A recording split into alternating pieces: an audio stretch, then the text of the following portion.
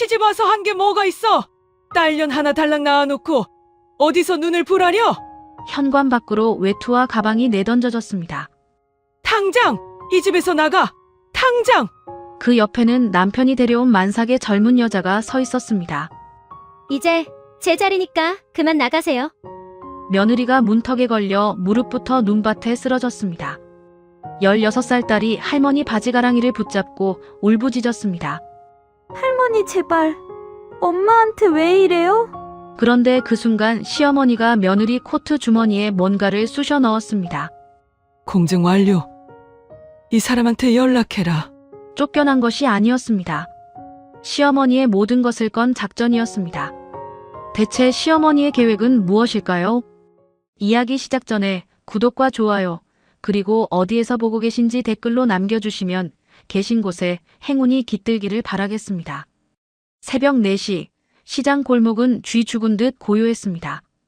가로등 불빛 아래 말순이네라고 적힌 낡은 간판만 바람에 삐걱거리고 있었죠. 30년 된 그 간판은 페인트가 벗겨질 대로 벗겨져서 리을 자획 하나는 아예 보이지도 않았습니다. 그 어둑한 골목에서 철제 셔터를 밀어올리는 사람이 하나 있었습니다. 시어머니 김말순, 올해 68이었죠.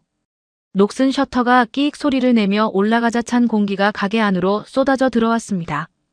말순은 아랑곳하지 않고 주방 형광등을 탁 켜더니 앞치마를 허리에 동여맸습니다. 냉장고 문을 열고 배추 3포기를 꺼내 도마 위에 올렸습니다. 칼을 집어드는 손놀림이 빠르고 정확했어요. 손목만 까딱하는데 배추가 일정한 크기로 싹싹 갈라졌습니다. 소금을 한 움큼 집어 배추 사이사이에 뿌리고 절이기 시작했죠. 이 새벽 시간만큼은 누구도 주방에 들이지 않는 게 말순만의 규칙이었습니다. 4시 반쯤 되자 말순은 주방을 나와 뒷마당 장독대 옆 시멘트 벽에 기대섰습니다. 주머니에서 담배 한 개비를 꺼내 불을 붙였죠. 수연도, 손녀도, 아들도 모르는 말순만의 새벽 습관이었습니다. 가늘게 올라가는 연기 사이로 장독대 항아리들을 하나하나 눈으로 훑었습니다. 30년 동안 이 시간에 이 자리에서 하루를 시작해온 것이었죠. 담배를 짧게 피우고 꽁초를 주머니에 넣었습니다. 아무도 모르게 흔적도 없이 치우는 것까지가 습관이었습니다. 5시 뒷문이 열리며 며느리 윤수연이 들어왔습니다. 앞치마를 두르며 말했습니다. 어머님, 일찍 오셨네요. 하자 말순은 고개만 까딱했습니다. 수연은 원래 딸 서윤이를 낳고 몇 년간 육아에만 매달려 있었죠. 서윤이가 초등학교 들어갈 무렵 가게에 나오기 시작했는데 처음엔 설거지, 그 다음엔 포장, 그 다음엔 배달 정리.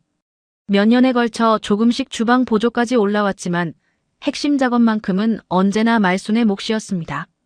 수연이 양념통 쪽으로 손을 뻗자 말순이 그 손을 탁 쳤습니다. 거기 손 떼지 마. 양념 비율은 내가 해. 수연이 네, 어머님하고 한 발 물러섰죠. 말순은 젓갈 항아리를 열고 등을 돌린 채 양념 배합을 시작했습니다. 젓갈을 몇 숟갈 넣는지, 매실액을 몇 방울 떨어뜨리는지 절대 안 보여줬어요.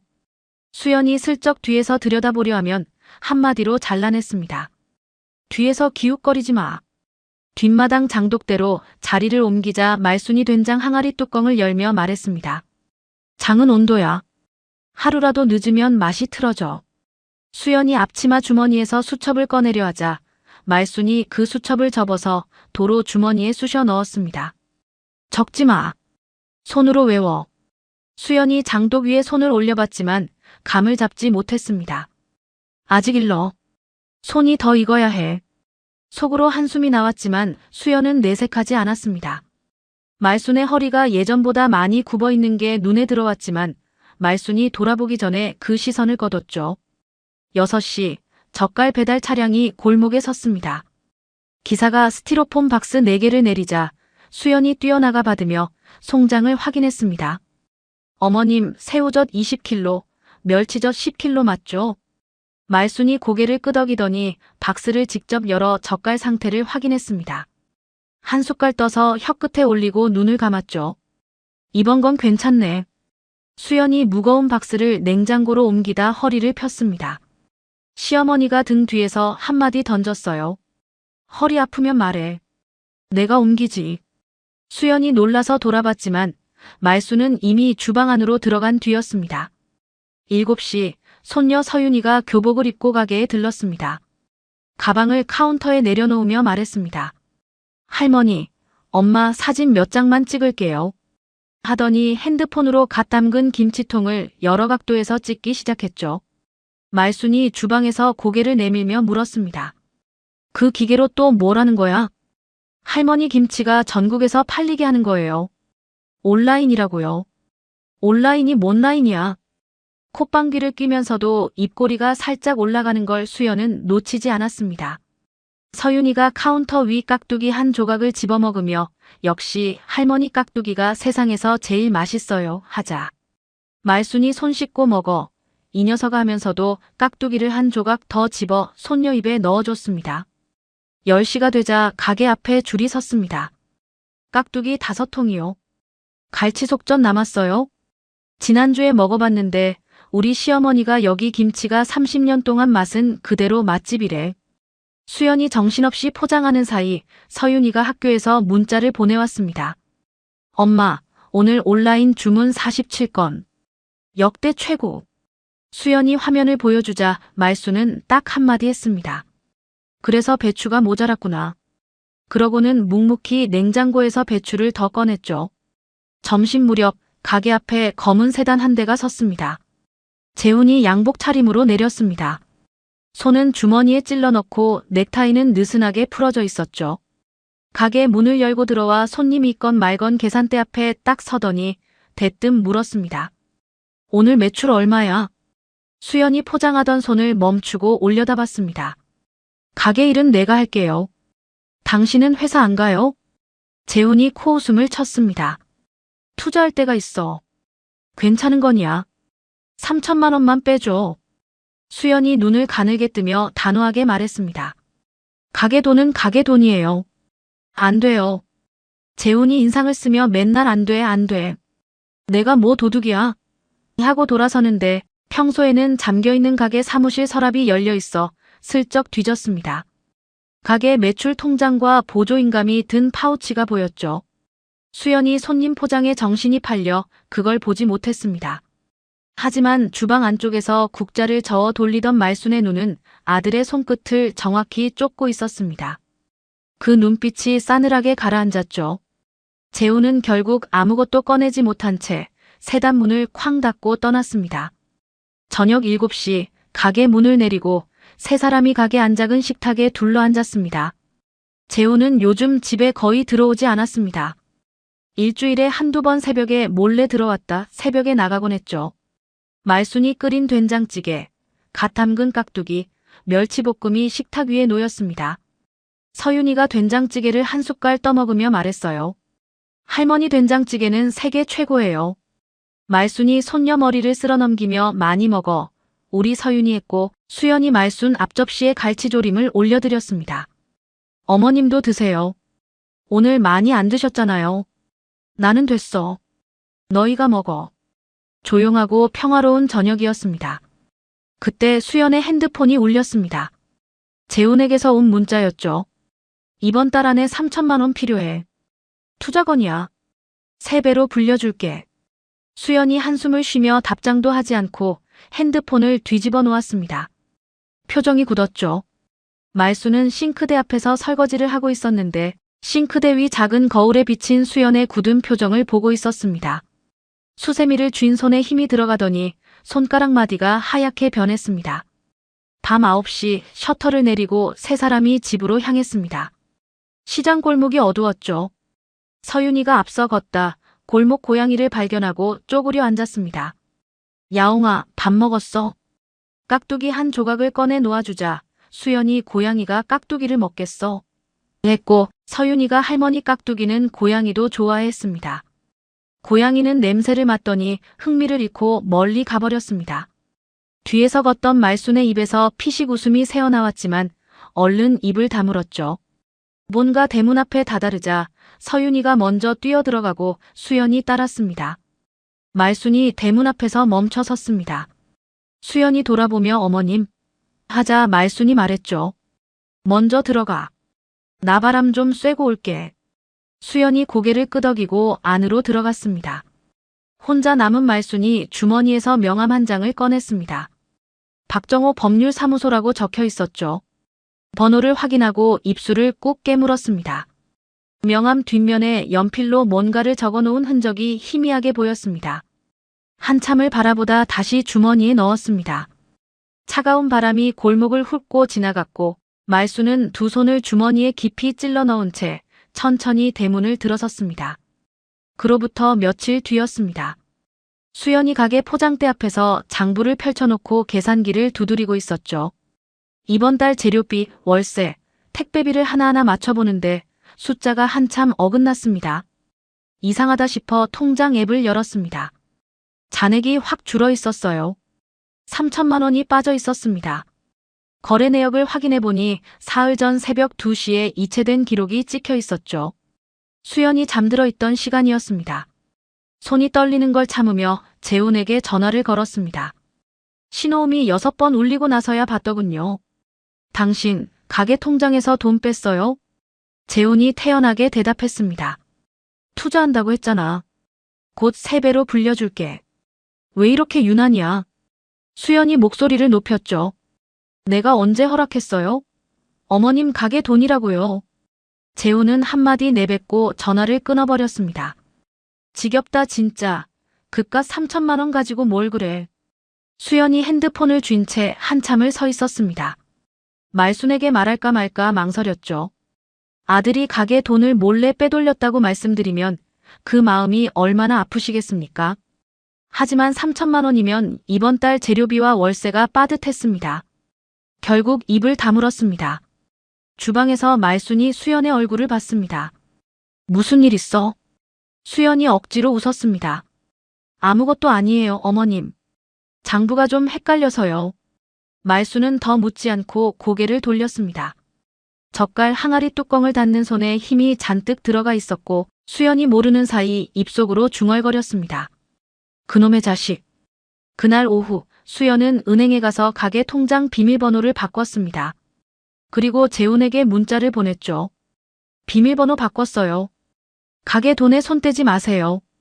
답장이 금방 왔습니다. 너 지금 남편이 사업자금 좀 가져다 썼다고 이러는 거야? 두고두고 후회하게 될 거야. 수연이 문자를 읽고 핸드폰을 주머니에 넣었습니다. 손이 떨렸지만 참았습니다. 저녁 무렵 서윤이가 학교에서 돌아오며 가게에 들렀습니다. 교복 어깨에 눈이 쌓여 있었어요. 엄마, 밖에 눈 온다. 카운터에 앉아 핸드폰을 들여다보던 서윤이의 표정이 굳었습니다. 엄마, 아빠가 나한테 카톡 보냈어. 용돈 보내줄게. 가게 통장 비밀번호 좀 알려줘래. 수연이 서윤이의 핸드폰을 받아 읽어봤습니다.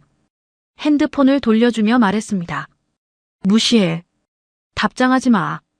서윤이가 고개를 끄덕였지만 눈에 그늘이 졌습니다. 아빠 왜 이래, 요즘. 수연이 서윤이의 머리를 쓸어넘기며 아무 말도 하지 못했습니다. 눈이 쏟아지는 저녁이었습니다. 세 사람이 본가 거실에서 저녁을 먹고 있었죠.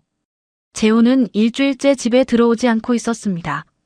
말순이 직접 담근 배추김치, 된장찌개, 갈비찜이 식탁에 가지런히 놓여 있었어요. 수연이 수저 3벌을 챙기고 자리를 폈습니다. 서윤이가 교복 위에 카디건을 걸치고 숟가락을 들며 말했습니다. 할머니, 오늘 된장찌개 냄새 진짜 좋아요. 말순이 손녀의 머리를 쓸어넘기며 많이 먹어. 국물부터 떠했죠. 수연이 말순의 앞접시에 갈치조림을 올려드렸습니다. 어머님도 좀 드세요. 오늘 가게 손님 많으셨잖아요. 말순이 갈비찜을 한 점 집더니 말했습니다. 고기가 잘 익었네.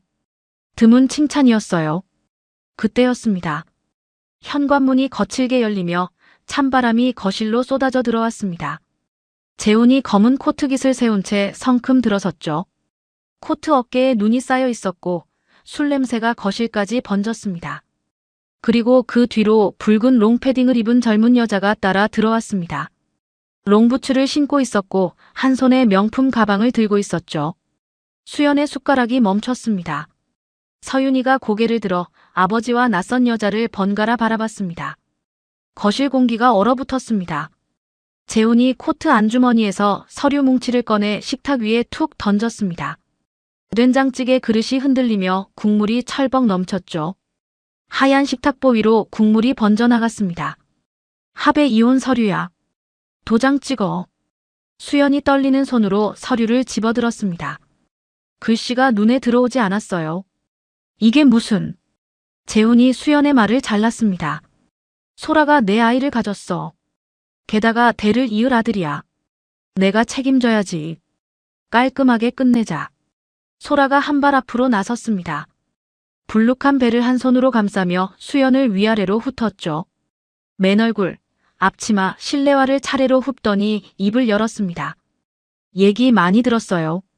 그동안 고생하셨다면서요? 이제 제자리니까 그만 비켜주세요.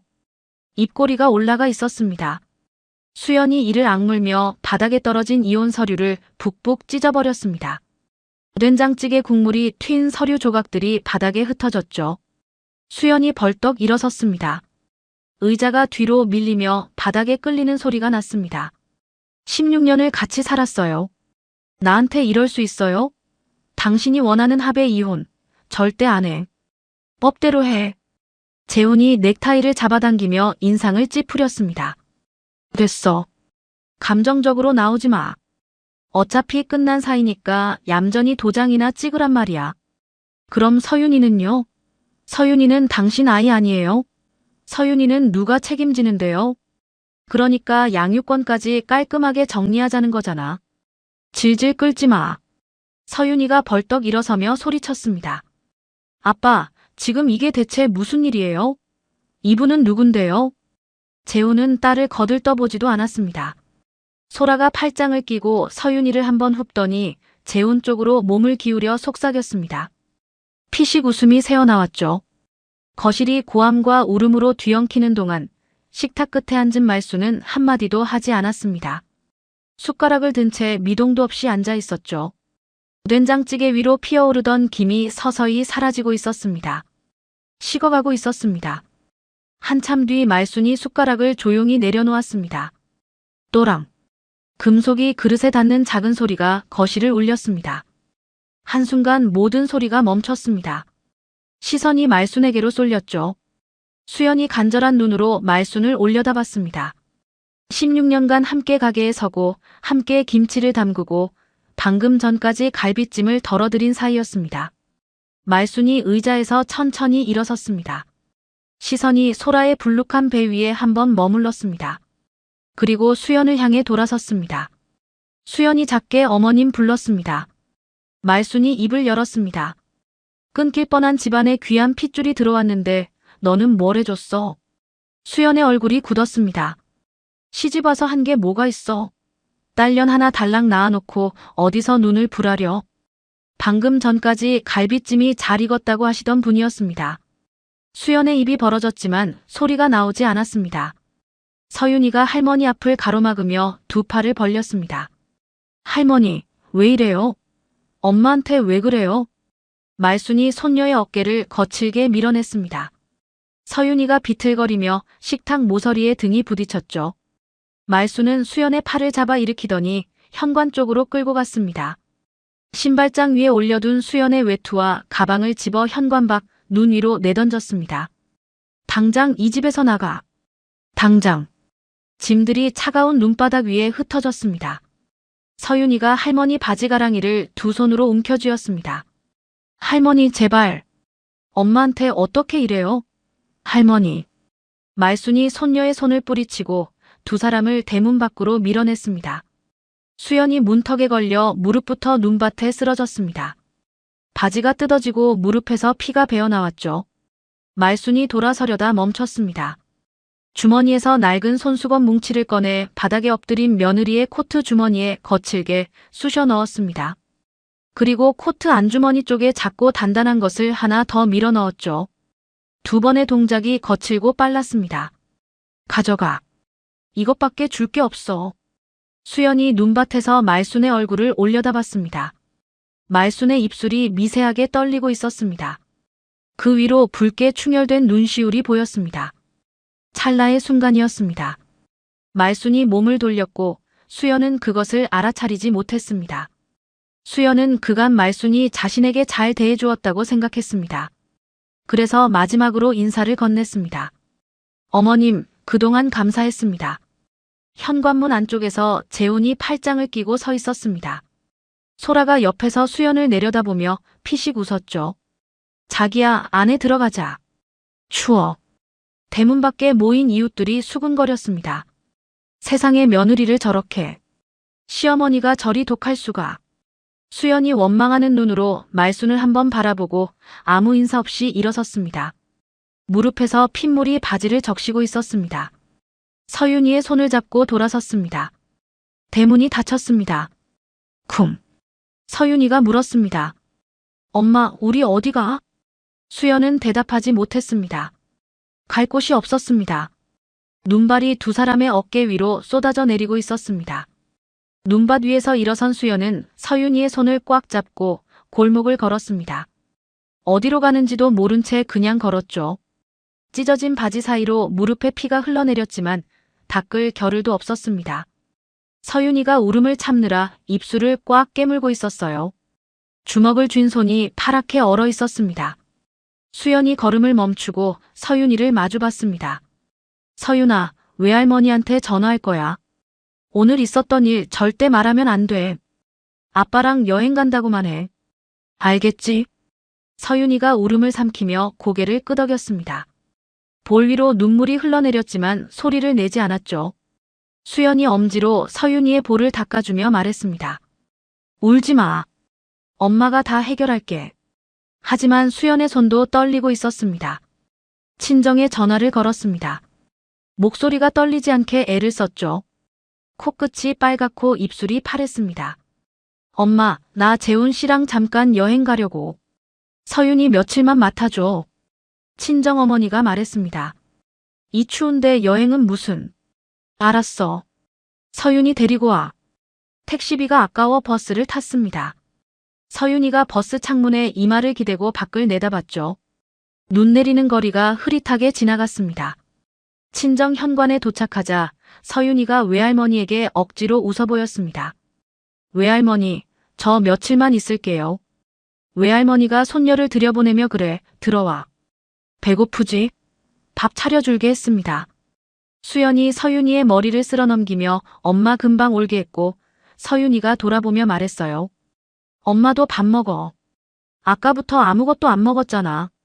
수연이 고개를 끄덕이고 대문 밖으로 나서는 순간 웃음이 사라졌습니다. 골목벽에 등을 기대고 숨을 고르더니 주먹으로 벽을 한번 쳤습니다. 소리 없이. 서윤이는 친정 작은 방에 들어가 문을 닫았습니다. 가방을 내려놓지도 않은 채 이불을 뒤집어 쓰고 소리를 죽여 울었죠. 어깨가 들썩였습니다.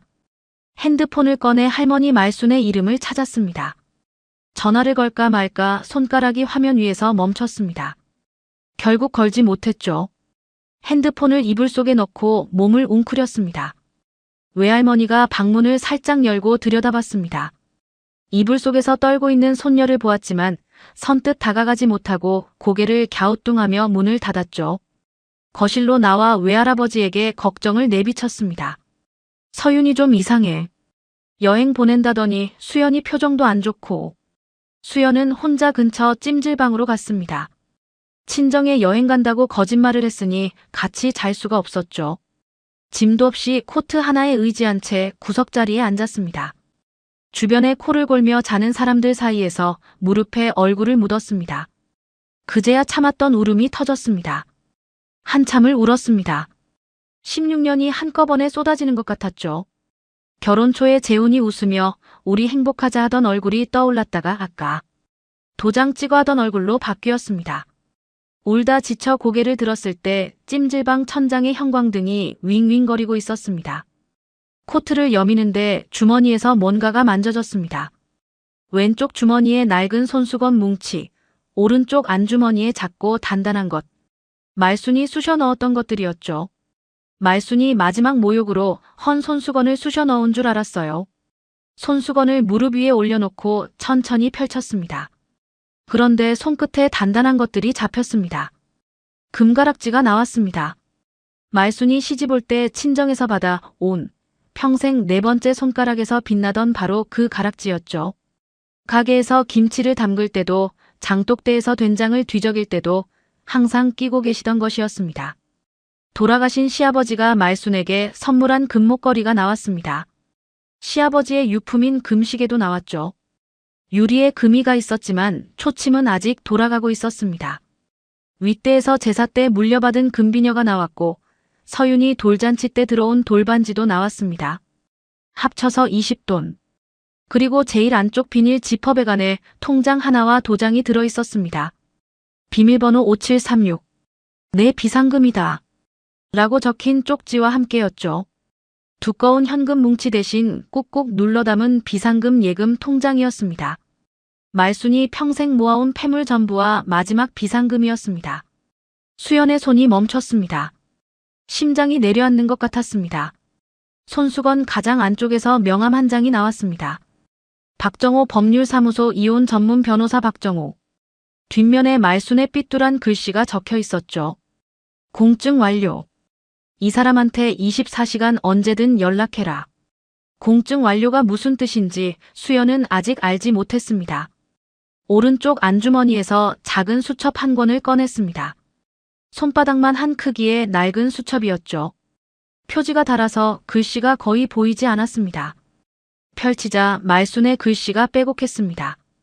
김치 양념 젓갈 배합 비율, 된장 숙성 온도, 계절별 소금 조절법, 매실액 몇 방울 새우젓 반 숟갈, 여름 김치와 겨울 김치의 소금 차이, 갈치속젓을 쓸 때와 멸치젓을 쓸 때의 비율 변화까지.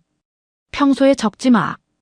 손으로 외워하시며 등을 돌리고 혼자 하시던, 절대 안 보여주시던 그 핵심 비법을 전부 글로 정리해 놓으신 것이었습니다. 수연의 손이 떨렸습니다. 수첩을 넘기다 마지막 페이지에서 멈췄습니다. 말순의 글씨가 적혀 있었죠. 수연아, 이제 네가 해야 한다. 이 수첩대로 하면 된다. 내 손은 이미 다 익었어. 평소에 아직 일러. 손이 더 익어야 해 하시던 분이 수첩에는 그렇게 적어 놓으셨던 것입니다. 새벽이었습니다. 수연이 떨리는 손으로 명함의 번호를 눌렀습니다. 시계를 보니 새벽 3시였죠. 이 시간에 받을까 싶었습니다. 신호음 2번 만에 받았습니다. 박정호입니다. 잠이 덜 깬 목소리가 아니었습니다. 또렷했죠. 저 김말순 어머님이 이 번호로 연락하라고. 수연 씨 맞으시죠? 여사님께 오늘 밤 연락이 올 거라고 미리 들었습니다. 기다리고 있었습니다. 지금 계신 곳이 어디십니까? 변호사가 모든 것을 설명해 주었습니다. 하나씩 순서대로. 말순이 6개월 전 직접 법률사무소를 찾아오셨다는 것. 재훈이 가게 돈을 빼돌려서 소라와 함께 위조 투자 계약서로 사기를 벌이고 사채까지 끌어쓰고 있다는 것. 소라가 결혼 사기 전과 이범이라는 것. 말순이 공증된 증여 서류와 유언장을 작성해서 변호사에게 맡겨놓으셨고 수연과 서윤이 앞으로 이전할 준비가 되어 있다는 것. 여사님이 직접 내쫓으신 건 연기입니다. 아들이 보는 앞에서 시어머니가 내보내야 의심하지 않습니다. 수연 씨가 미련 없이 깔끔하게 나와야 새 출발이 되는 겁니다. 수연의 귓속에서 소리가 멀어졌다 가까워졌다 했습니다. 그리고 한 가지 조건이 붙었습니다. 재판이 끝날 때까지 절대 여사님께 연락하지 마십시오. 접촉하시면 아들이 눈치채고 여사님이 위험해집니다. 여사님이 직접 당부하신 겁니다. 수연이 물었습니다. 어머님이 6개월 전부터 이걸 준비하신 거예요? 네. 여사님은 아들 일을 누구보다 일찍 알고 계셨습니다. 수연이 레시피 수첩을 다시 펼쳤습니다. 마지막 페이지의 말순의 글씨를 손가락으로 더듬었습니다. 내 손은 이미 다 익었어. 찜질방 구석에서 수연이 수첩을 가슴에 꼭 안으며 혼자 중얼거렸습니다. 어머님 감사합니다. 눈물이 수첩 위로 뚝뚝 떨어졌습니다. 잉크가 번지지 않게 재빨리 닦았죠. 이 수첩만큼은 번지면 안 되는 것이었습니다. 수연이 찜질방에서 수첩을 끌어안고 있던 그 시간, 본가에서는 전혀 다른 일이 벌어지고 있었습니다. 수연과 서윤이가 쫓겨난 다음 날 아침이었죠. 그 여자 한소라가 안방문을 활짝 열어젖히더니 벽지부터 커튼까지 손가락으로 짚어가며 따지기 시작했습니다. 이건 다 뜯어내야겠다. 곰팡이 냄새나지 않아? 벽지도 촌스럽고. 재훈이 소라 어깨에 팔을 두르며 말했죠. 원하는 대로 해. 이제 내 집이니까. 소라가 수연이 쓰던 화장대 위에 물건들을 쓸어서 쓰레기 봉투에 담기 시작했습니다. 콧노래까지 부르면서요. 액자, 쿠션, 서윤이가 초등학교 때 그린 가족 그림까지. 수연의 흔적을 하나도 남기지 않겠다는 듯이 전부 봉투 안으로 집어넣었습니다. 부엌에서 설거지를 하던 말순의 귀에 안방 쪽 웃음소리가 들려왔습니다. 수세미를 쥔 손에 힘이 들어갔습니다. 손가락 마디가 하얗게 변했지만 고개를 돌리지는 않았죠. 설거지를 끝내고 행주로 손을 닦는데 행주를 접는 손동작이 평소보다 느렸습니다. 한 박자씩 멈추며 행주를 개켰습니다. 창밖을 바라보자 어젯밤 수연이 넘어졌던 대문 앞에 눈이 새로 쌓여 발자국이 지워져 있었습니다. 며칠 뒤 낮이었습니다. 소라가 안방 침대에 누워 말순을 불렀죠. 어머니, 속이 안 좋아요. 미역국 좀 끓여주세요. 말순이 앞치마를 두른 채 미역국을 끓여 냄비째 들고 안방에 들어갔습니다. 소라는 핸드폰으로 드라마를 보다가 고개도 안 돌리고 손만 내밀었어요. 거기 놔두세요. 말순이 냄비를 탁자 위에 내려놓았습니다. 소라가 한 숟갈 떠먹더니 인상을 찌푸렸죠. 간이 싱거워요. 어머니 요리 솜씨가 이거밖에 안 돼요? 말순이 돌아서는 등 뒤로 소라가 중얼거렸습니다. 맨날 된장 냄새. 어머니도 이제 쉬실 때 안 됐어요? 요양원이라도 알아보든가. 말순의 발걸음이 한 박자 멈췄습니다. 주름진 손이 앞치마 자락을 꽉 움켜쥐었죠. 하지만 아무 말 없이 부엌으로 돌아갔습니다. 재훈은 거실 소파에서 전화통화를 하고 있었습니다. 목소리를 낮췄지만 부엌까지 전부 다 들렸죠. 수연이 명의로 남아있는 전세 보증금 빼내는 방법 있잖아. 양육권도 묶어서 처리해. 빨리 끝내야 해. 전화를 끊더니 또 다른 번호로 걸었습니다. 야, 그 투자건 어떻게 됐어? 돈이 급하다니까. 소라가 안방에서 나오며 새로 산 명품 가방을 흔들었습니다. 자기야, 이거 예쁘지? 카드 한도 올려줘. 아기 용품도 사야잖아. 재훈이 인상을 찌푸렸습니다. 또 샀어? 저번에도 샀잖아. 소라가 입술을 내밀며 아기한테 좋은 거 해주고 싶은 게 잘못이야? 하자 재훈이 결국 고개를 끄덕였죠. 어느 날 재훈이 말순의 방문을 벌컥 열었습니다. 노크도 없이 들어와서 서랍장을 뒤지며 소리를 질렀죠. 어머니, 등기권 인증 어디 있어요? 어머니 이름으로 된 서류 다 가져와요. 서랍 속 물건들이 바닥에 쏟아졌습니다. 양말, 속옷, 오래된 편지 봉투. 말순은 방 한쪽에 웅크리고 앉아 멍하니 아들을 올려다봤습니다.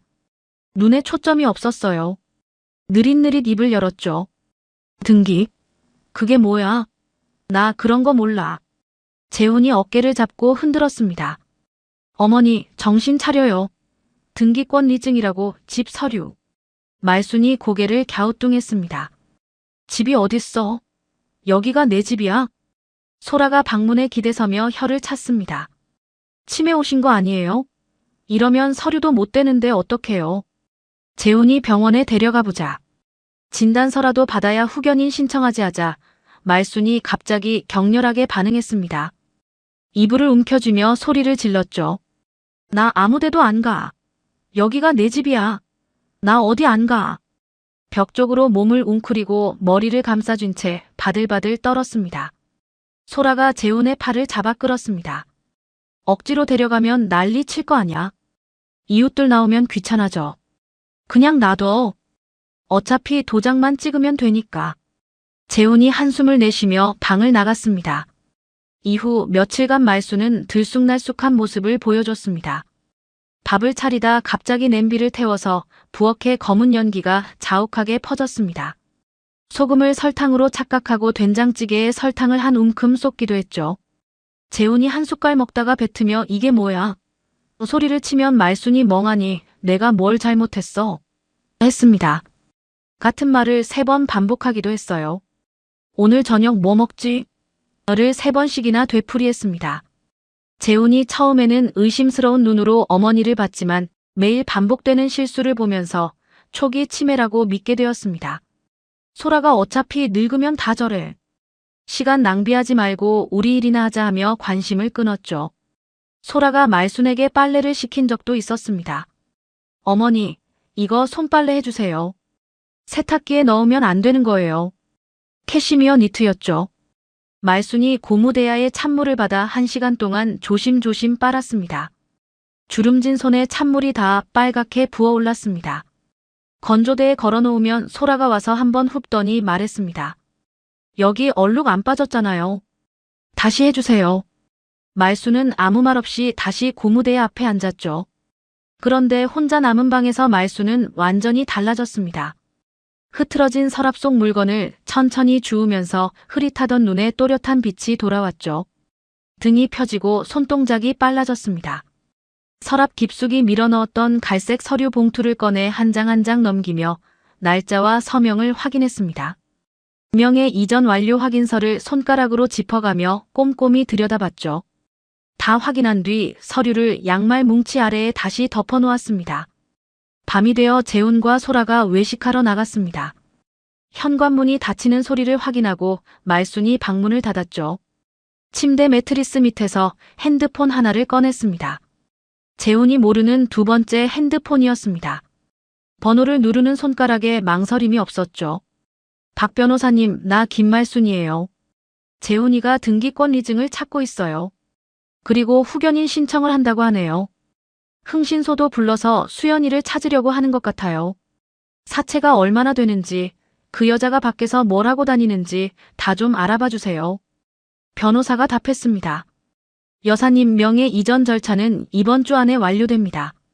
후견인 신청은 치매 진단서가 있어야 하는데 진단서 없이는 진행이 안 됩니다. 병원에만 안 가시면 됩니다. 말순이 짧게 대답했습니다. 그건 내가 알아서 할게요. 전화를 끊고 핸드폰을 다시 매트리스 밑으로 밀어 넣었습니다. 현관 쪽에서 발소리가 들렸습니다. 말순이 재빨리 침대에 걸터 앉았습니다. 벽을 멍하니 바라보며 이불 끝을 만지작거렸죠. 입을 반쯤 벌리고 눈에 초점을 흐렸습니다. 재훈이 방문을 열고 한번 흘겨봤습니다. 어머니, 내일 부동산 사람 데려올 거예요. 인감도장 준비해놔요. 말순이 느릿느릿 고개를 돌렸습니다. 부동산이 뭐야? 나는 잘 몰라 그런 거. 밥 먹었어? 재훈이 밥은 먹었다고요. 한숨을 내쉬며 문을 닫고 나갔습니다. 복도에서 소라에게 하는 소리가 들렸죠. 진짜 답답해 미치겠다. 내일 내가 알아서 할게. 혼자 남은 말순이 이불을 만지작거리던 손을 멈췄습니다. 얼굴에서 멍한 표정이 사라지고 날카로운 눈빛이 돌아왔습니다. 입술을 꼭 깨물고 창밖을 바라봤습니다. 매서운 바람이 유리창을 때리고 있었습니다. 말순은 앞치마 주머니에서 접어둔 사진 한 장을 꺼냈습니다. 서윤이 돌잔치 때 찍은 사진이었죠. 서윤이를 안고 웃는 수연 옆에 말순 자신이 서 있었습니다. 사진을 한참 들여다보다 다시 주머니에 넣고 불을 껐습니다. 어둠 속에서 말순의 눈만 또렷하게 빛나고 있었습니다. 쫓겨난 당일 수연은 잠을 이루지 못하고 찜질방에서 밤을 보냈습니다. 다음 날 아침 금은방을 찾아갔습니다. 말순이 손수건에 싸서 넣어주신 금부치들을 전부 가져갔죠. 금은방 주인이 저울 위에 하나씩 올리며 무게를 쟀습니다. 20돈이면 꽤 되네요. 요즘 금값이 올라서 괜찮습니다. 말순의 금가락지를 저울 위에 올려놓을 때 수연의 손이 멈췄습니다. 가게에서 김치를 담그실 때도 장독대에서 된장을 뒤적이실 때도 항상 네 번째 손가락에서 빛나던 가락지였죠. 시아버지의 금시계를 내려놓을 때도 손이 떨렸습니다. 유리에 금이가 있었지만 초침은 아직 돌아가고 있었어요. 잠깐 어루만지다 이를 악물고 저울에 올렸습니다. 서윤이의 돌반지를 마지막으로 올리는데 눈시울이 뜨거워졌지만 꼭 참았습니다. 어머님 잘 쓰겠습니다. 속으로 되뇌며 금은방을 나왔습니다. 그 돈과 말순이 넣어주신 비상금 통장을 해지해서 오래된 다세대 주택 월세방을 구했습니다. 재훈이 찾아오지 못하도록 시장 골목에서 버스로 40분이나 떨어진 동네였죠. 변호사 박정호가 임대차 계약서를 검토하고 말했습니다. 문제 없습니다. 주소지 이전은 제가 처리하겠습니다. 기록이 남지 않게요. 친정에 가서 서윤이를 데려왔습니다. 새 방에 짐을 풀었는데 짐이랄 것도 없었어요. 옷 몇 벌과 코트 하나, 서윤이의 교복 가방이 전부였습니다. 서윤이가 텅 빈 방을 천천히 둘러봤습니다. 벽지가 군데군데 들떠 있었고 장판 가장자리가 말려 올라가 있었죠. 창밖으로 한 번도 와본 적 없는 낯선 동리가 보였습니다. 서윤이가 엄마를 올려다봤습니다. 엄마, 여기서 사는 거야? 수연이 딸의 손을 잡으며 말했습니다. 응. 여기서 다시 시작하는 거야. 서윤이가 엄마 손을 꽉 잡았습니다. 나 학교는? 전학 안 해도 돼. 버스 타면 가. 서윤이가 고개를 끄덕이더니 방 한쪽 구석에 가방을 내려놓으며 말했어요. 여기가 내 자리다. 그 한마디에 수연은 코끝이 시큰해졌지만 웃어 보였습니다. 수연은 그 동네에서 가게 자리를 찾아다녔습니다. 15곳을 직접 발품 팔아 확인했죠. 보증금이 너무 높거나 골목이 너무 깊거나 수도 배관이 막혀 있거나 환풍기가 고장나 있거나 한 곳씩 탈락시키며 마지막으로 남은 자리 하나를 골랐습니다. 보증금이 적으면서 큰 도로변에 접한 15평짜리 가게였어요. 변호사가 계약서를 검토해주고 수연이 직접 임대인을 만나 계약을 마쳤습니다. 빈 가게 안에 서서 둘러봤습니다. 페인트가 벗겨진 벽 기름때에 낀 환풍기, 금간 바닥 타일, 깨진 형광등 하나. 전에 무슨 가게였는지 벽에 기름 자국이 누렇게 배어 있었습니다. 수연이 소매를 걷어붙이고 걸레를 들었습니다. 무릎을 꿇고 바닥 타일 사이사이 낀 때를 손톱으로 긁어냈습니다. 밤 11시까지 바닥을 닦고 벽을 문질렀죠. 서윤이가 학교 끝나고 와서 유리창을 닦았습니다. 신문지에 물을 적셔서 유리를 문지르는데 밖에서 보면 엄마와 딸이 유리 한 장을 사이에 두고 마주보는 모양이 되었습니다. 서윤이가 유리 너머로 손을 흔들자 수연이 웃었습니다. 오랜만에 짓는 웃음이었습니다. 다음 날 새벽 4시 수연이 혼자 주방에 섰습니다. 형광등이 하나 깨져서 반쪽만 밝았죠. 말순의 레시피 수첩을 벽에 테이프로 붙였습니다. 첫 페이지를 펼쳤습니다. 김치 양념 젓갈 배합 비율. 말순의 삐뚤한 글씨가 빼곡했습니다. 배추를 꺼내 소금을 뿌리고 양념을 만들기 시작했습니다. 말순이 항상 등을 돌리고 혼자 하시던 그 작업을 이제는 수첩만 보고 따라 해야 했습니다. 첫 번째 김치를 맛봤습니다. 말순의 맛이 아니었습니다. 짠맛이 앞서고 감칠맛이 없었죠. 전부 쏟아붓고 처음부터 다시 시작했습니다. 두 번째, 수첩에 적힌 새우젓 반 숟갈, 매실액 3방울을 정확히 따랐습니다. 가까워졌지만 아직이었어요. 뭔가가 빠져 있었습니다. 세 번째, 네 번째. 삐뚤한 글씨를 하나하나 손가락으로 짚어가며 반복했습니다. 양념을 버리고 다시 만들 때마다 재료가 줄어드는 게 느껴졌지만 멈출 수 없었습니다. 수첩의 여백에 아주 작게 적힌 글씨를 발견했습니다. 간이 잡히면 30분 더 재워라. 처음에는 못 봤던 메모였죠. 5번째에 30분을 더 재우고 국물을 떠먹하는 순간 수연의 숟가락이 멈췄습니다. 말순의 맛이었습니다. 시장 골목 말순이네 주방에서 맡던 바로 그 냄새, 바로 그 감칠맛이었죠. 국자를 든 채 빈 주방에서 눈물이 흘러내렸습니다. 어머님, 이 정도면 되죠? 간판을 걸었습니다. 말순이네. 같은 이름이었죠. 시장 골목의 기존 가게는 말순이 변호사를 통해 임대 계약 해지 절차를 밟아놓으신 상태여서 재훈이 손을 쓸 수 없었습니다. 수연은 새 동네에서 완전히 새로 시작하는 것이었어요. 간판 글씨는 서윤이가 컴퓨터로 디자인해서 출력했습니다. 간판업자가 달아주고 나서 두 사람이 가게 앞에 나란히 서서 올려다봤죠. 서윤이가 말했습니다. 엄마, 잘 어울린다. 수연이 간판 아래 서서 한참을 바라봤습니다. 말순이네. 말순의 이름이 석자 들어간 그 간판이 새 동네 하늘 아래 걸려 있었습니다. 서윤이는 방과 후마다 가게로 뛰어왔습니다. 교복 위에 앞치마를 두르고 컴퓨터 앞에 앉았죠. 엄마, 온라인 페이지 새로 만들었어. 사진은 내가 찍을 테니까 엄마는 반찬 예쁘게 담아. 핸드폰 카메라를 들고 김치통 앞에 쪼그려 앉아 각도를 잡았습니다. 조명이 안 좋으면 스탠드를 끌어다 비추기도 했죠. 수연이 깍두기와 젓갈을 정갈하게 담아내면 서윤이가 사진을 찍고 보정하며 말했습니다. 엄마, 이 깍두기 색깔 진짜 예쁘다. 할머니 레시피 대박이야. 할머니라는 말에 수연의 손이 잠깐 멈췄지만 이내 웃으며 고개를 끄덕였습니다. 개업 첫날 아침 6시에 문을 열었습니다. 1시간 동안 아무도 오지 않았습니다. 수연이 카운터에 서서 골목을 바라봤죠. 지나가는 사람은 있었지만 들어오지는 않았습니다. 김치통 뚜껑을 열었다 닫았다. 수건으로 진열장을 닦았다 또 닦았다. 할 일 없이 손만 움직였습니다. 서윤이가 학교에서 문자를 보내왔어요. 엄마 힘내. 오늘 온라인에 올렸으니까 곧 알려질 거야. 첫 손님은 건너편 세탁소 아주머니였습니다. 새로 열었네. 뭐 파는 곳이에요? 깍두기 한 통 줘봐요. 수연이 깍두기를 담아 건네며 손이 떨리지 않게 꾹 눌렀습니다. 두 번째는 과일가게 사장님이었죠. 된장찌개 세트 하나. 이 국물 맛 어디서 많이 맡아본 건데. 시장 말순이네 맛이야. 수연은 가슴이 뜨거워졌지만 웃으며 답했습니다. 비슷한 레시피예요. 그날 팔린 건 7통이 전부였습니다. 냉장고에 남은 반찬이 팔린 것보다 훨씬 많았죠. 수연이 빈 매대를 바라보며 가게에 불을 끄려는데 서윤이가 앞치마를 털며 옆에 섰습니다. 엄마, 내일은 더 팔릴 거야. 수연이 딸의 어깨를 끌어안았습니다.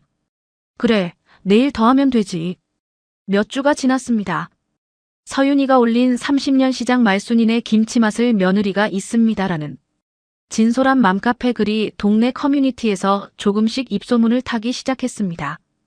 거기 진짜 옛날 시장 말순이네 맞나요? 된장찌개 국물 먹어봤는데 완전 똑같아요. 눈물 날 뻔. 며느님이 직접 새벽 3시부터 담근대요. 그 글을 기점으로 손님들의 발길이 이어졌습니다. 오전에 준비한 반찬이 점심 전에 동이 나기 시작했습니다. 빈 매대를 바라보며 한숨 쉬던 게 엊그제 같은데 이제는 반찬이 모자라서 한숨을 쉬게 되었죠. 수연이 새벽 3시에 일어나 김치를 담그기 시작했습니다. 2달째 냉장 진열장을 하나 더 들였습니다. 석 달째 단체 주문이 밀려들었죠. 기업 구내식당에서 깍두기 50통을 한꺼번에 주문하기도 했습니다. 서윤이가 배송 시스템을 갖추고 포장 디자인을 바꿨습니다. 엄마, 이 포장지는 너무 촌스러워. 내가 디자인할게. 반년이 지나자 전국에서 택배 주문이 들어왔습니다. 간판 말순이네 아래 전국 배송 스티커가 붙었죠. 수연이 직원 2명을 고용했습니다. 더 이상 혼자가 아니었습니다. 매일 새벽 주방에 설 때마다 수연은 벽에 붙인 수첩을 한 번씩 바라봤습니다. 말순의 삐뚤한 글씨가 형광등 아래서 빛났죠. 내 손은 이미 다 익었어. 그 글씨를 볼 때마다 수연은 마음속으로 같은 말을 되뇌었습니다. 어머님, 오늘도 잘하고 있죠? 대답은 없었지만 새벽 주방에 퍼지는 김치 냄새가 말순의 대답 같았습니다. 30년 된 그 냄새가 새 가게의 벽에 스며들고 있었습니다. 수연이 새벽마다 수첩을 바라보며 김치를 담그고 있을 무렵 변호사 박정호는 조용히 그물을 조여가고 있었습니다. 변호사 사무실 책상 위에 소라의 과거 사기 피해자 3명의 연락처 목록이 펼쳐져 있었습니다. 박정호가 첫 번째 번호를 눌렀죠. 한소라라는 사람에 대해 여쭤볼 것이 있습니다.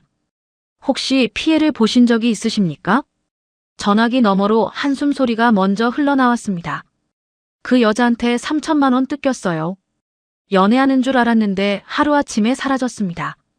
전화번호도 바꾸고요. 2번째 전화를 걸었습니다. 저도요. 투자한다고 해서 2천만 원 줬는데 투자처가 존재하지 않았어요. 3번째 전화도 마찬가지였죠. 모두 같은 패턴이었습니다. 접근하고 연애하고 투자를 유도하고 돈을 들고 잠적하는 것. 박정호가 통화 내용을 하나하나 메모해서 파일에 끼워 넣었습니다. 변호사가 고용한 탐정이 소라를 미행하기 시작했습니다. 산부인과에 간다며 화장을 하고 나선 소라가 향한 곳은 병원이 아니었습니다. 강남 카페였죠. 낯선 남자와 마주 앉아 다리를 꼰 채 그 남자의 손을 잡고 웃었습니다. 탐정의 녹음기에 소라의 목소리가 선명하게 잡혔습니다. 오빠, 우리 애기 태어나기 전에는 무조건 돈 챙겨서 갈게. 저 호구돈만 좀 더 뽑아내면 돼.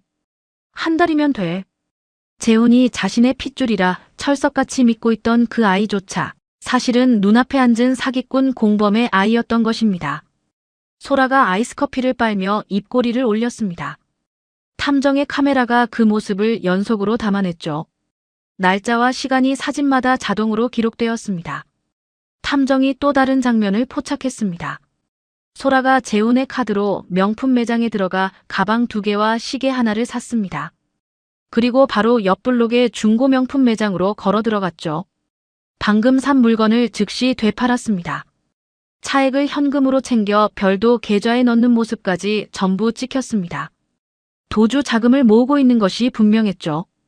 탐정이 사진을 확인하며 박정호에게 전화했습니다. 변호사님, 도주 준비 중입니다. 현금화 현장 전부 찍었습니다. 별도 계좌번호도 확인했습니다. 박정호가 위조 투자 계약서 원본까지 확보했습니다. 재훈과 소라가 지인 5명에게 돌린 가짜 투자건이었죠. 한일테크 해외 펀드라는 이름이 적혀 있었지만 실제로는 그런 투자처가 존재하지 않았습니다. 피해 금액을 합산하니 수억 원이었어요. 피해자 진술서 3건과 가짜 계약서 4본을 나란히 정리한 뒤 이 증거를 검찰에 제출하며 소라에 대한 사기 고발과 함께 출국 금지를 요청했습니다. 그리고 수연에게 전화를 걸었죠. 증거는 다 모았습니다. 이혼 재판 준비 들어갑니다. 같은 시각 본가 거실에서는 재훈이 낯선 남자와 마주 앉아 있었습니다. 커피도 내놓지 않고 단도직입으로 말했죠. 수연이라는 여자 어디로 갔는지 찾아내. 돈은 줄 테니까.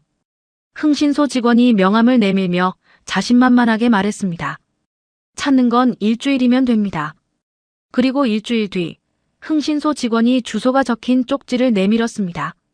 찾았습니다. 새로 연각의 주소입니다. 명의는 다른 사람으로 되어 있었지만 탐문에서 알아냈죠. 재훈이 코웃음을 치며 곧장 수연의 가게로 향하려 자리에서 일어섰습니다. 하지만 현관문을 나서려던 찰나 박정호 변호사가 보낸 법원 등기가 도착했습니다. 접근금지 가처분 결정문이었습니다. 수연의 거주지 및 사업장 반경 100m 이내에 접근 시 즉각 현행범 체포라는 내용이 명시되어 있었죠. 변호사가 흥신소의 움직임까지 예상하고 완벽하게 선수를 친 것이었습니다. 재훈은 현관에 서서 등기봉투를 바닥에 내던졌습니다. 망할 놈의 변호사 새끼. 주소를 알아냈지만 법적인 족쇄에 묶여 한 발짝도 움직일 수 없는 신세가 되었습니다. 재훈의 전화기가 하루에도 몇 번씩 울렸습니다. 모르는 번호였죠. 받을 때마다 얼굴이 굳었습니다. 형님, 제가 이번 주까지라고 말씀드렸잖아요. 조금만 더 기다려 주십시오.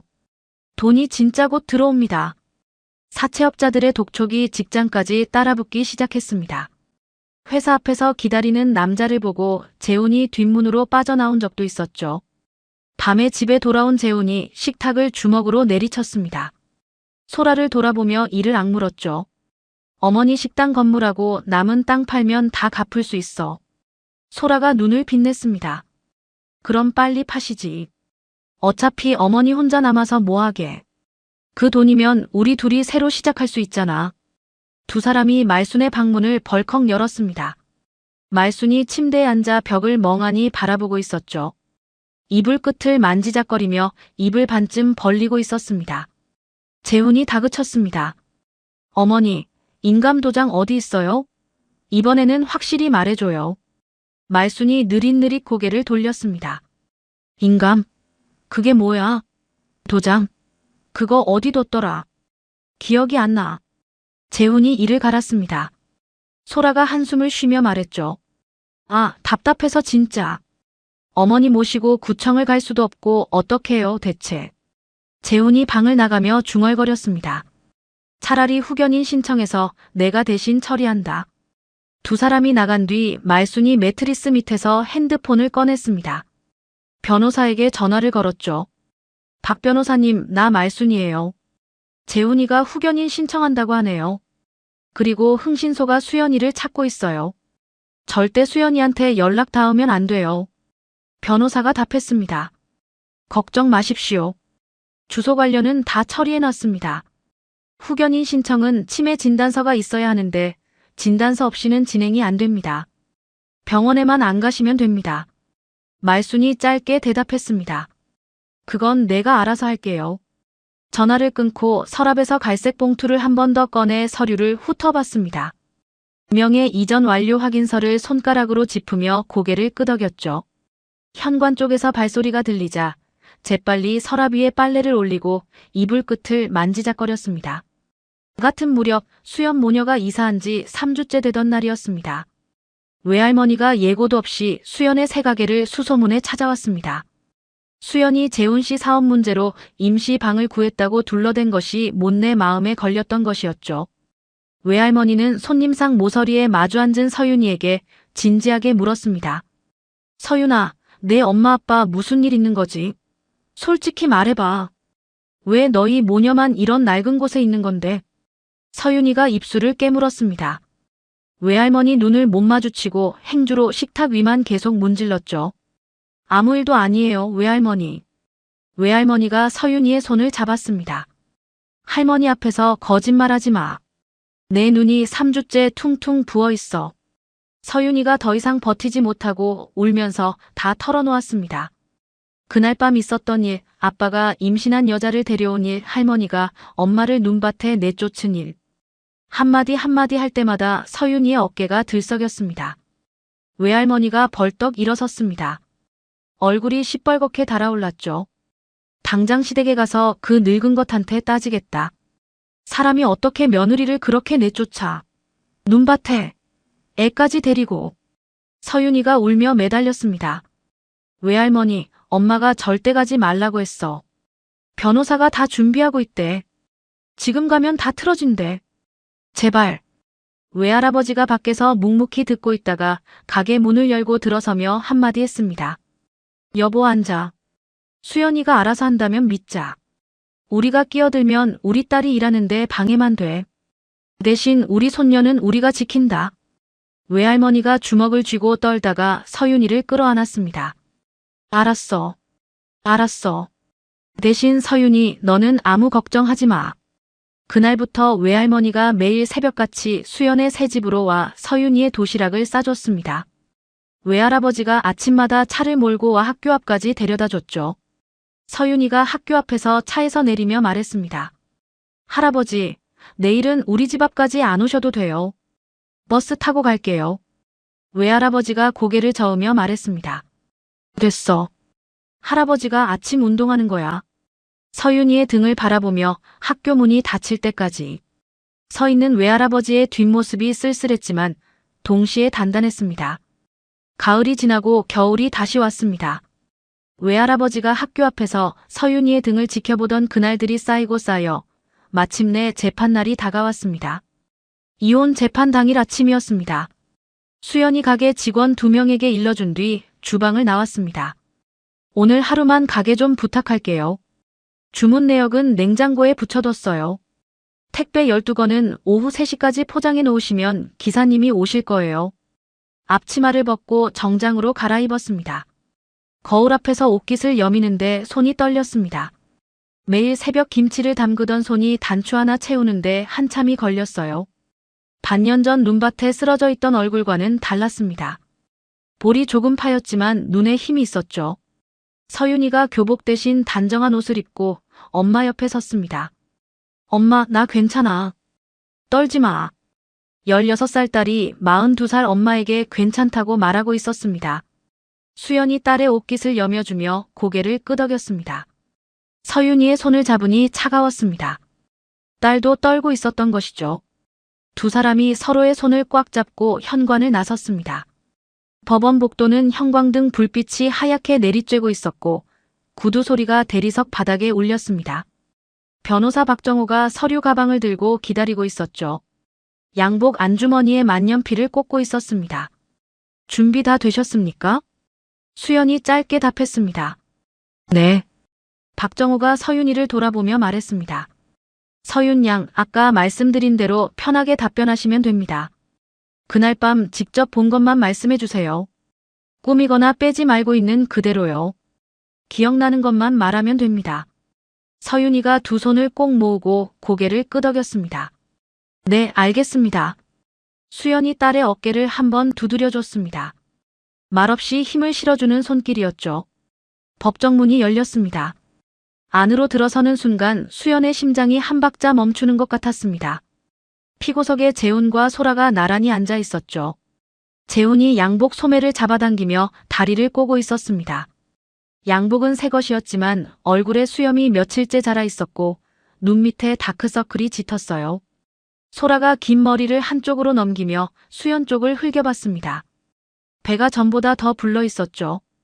재훈이 소라에게 몸을 기울여 뭔가를 속삭이자 소라가 피식 웃었습니다. 수연이 시선을 정면으로 고정했습니다. 흔들리지 않으려고 두 손을 무릎 위에서 꽉 모았죠. 서윤이가 옆에서 엄마의 팔을 살짝 잡아줬습니다. 재판이 시작되자 박정호가 자리에서 일어섰습니다. 가방에서 첫 번째 파일을 꺼내 제출했죠. 재판장님, 피고 이재훈의 가게 자금 횡령 내역과 한소라의 사기, 행각에 대해서는 별개의 형사재판으로 기소되어 병합심리가 진행 중입니다.